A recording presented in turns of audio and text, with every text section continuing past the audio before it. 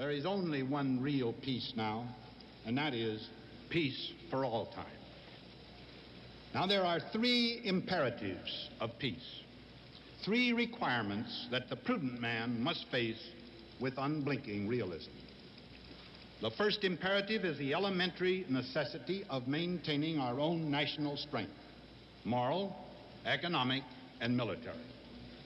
It is still my conviction, as I wrote in 1947, the compelling necessities of the moment leave us no alternative to the maintenance of real and respectable strength, not only in our moral rectitude and our economic power, but in terms of adequate military preparedness. Our economic power, as everyone knows, is displaying a capacity for growth which is both rapid and sound, even while supporting record military budgets. We must keep it growing. But moral strength is also essential. Today, we are competing for men's hearts and minds and trust all over the world. In such a competition, what we are at home and what we do at home is even more important than what we say abroad. Here again, my friends, we find constructive work for each of us. What each of us does, how each of us acts, has an influence on this question.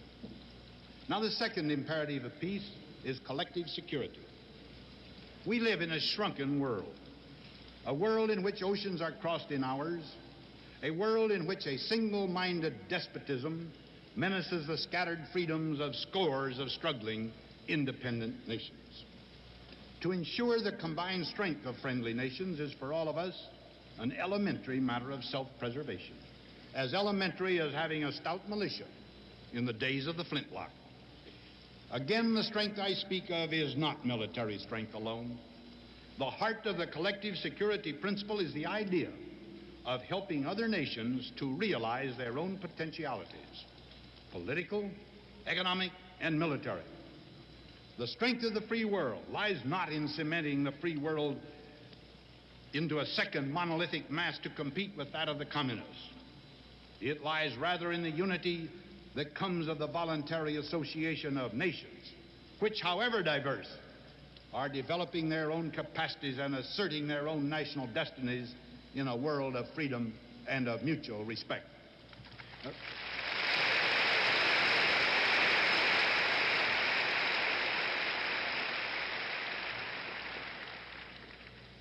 There can be no enduring peace for any nation while other nations suffer privation, oppression, and a sense of injustice and despair. In our modern world, it is madness to suppose that there could be an island of tranquility and prosperity in a sea of wretchedness and frustration.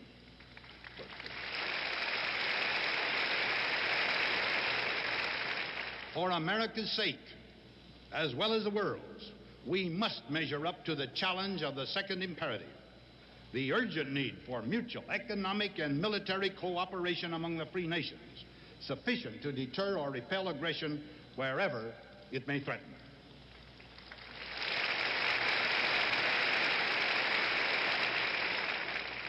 But even this is no longer enough. We are in the era of the thermonuclear bomb that can obliterate cities and can be delivered across continents. With such weapons, war has become not just tragic, but preposterous. With such weapons, there can be no victory for anyone. Plainly, the objective now must be to see that such a war does not occur at all. And so the third imperative of peace is this: without for a moment relaxing our internal and collective defenses, we must actively try to bridge the great chasm that separates from the peoples under communist rule. In those regions are millions of individual human beings who have been our friends and who themselves have sincerely wanted peace and freedom throughout so much of our mutual history. Now, for years, the Iron Curtain was impenetrable. Our people were unable to talk to these individuals behind the curtain, or travel among them, or share their arts or sports, or invite them to see what life is like in a free democracy. We are beginning to be able, cautiously and with our eyes open to encourage some interchange of ideas, of books, magazines, students, tourists, artists, radio programs, technical experts, religious leaders, and governmental officials. The hope is, little by little, mistrust based on falsehoods will give way to international understanding based on truth.